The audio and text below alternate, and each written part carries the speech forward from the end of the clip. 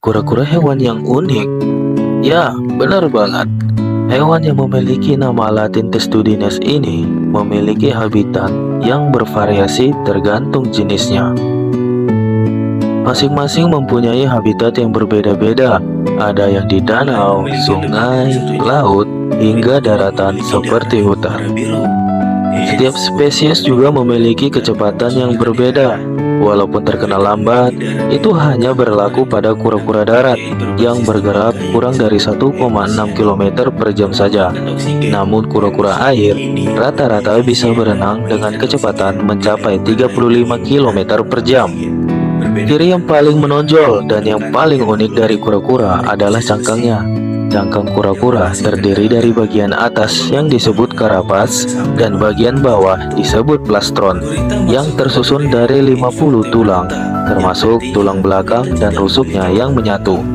Yang artinya, walaupun keras dan menjadi bentuk pertahanan diri, kura-kura tetap bisa merasakan sentuhan ataupun goresan. Dan uniknya lagi, kura-kura bisa bernapas melalui duburnya atau disebut kloaka. Sebagian spesies kura-kura air tawar memiliki kemampuan luar biasa untuk menyerap oksigen melalui kantung yang kaya pembuluh darah di kloaka mereka, yang memungkinkan mereka bertahan lama di dalam air.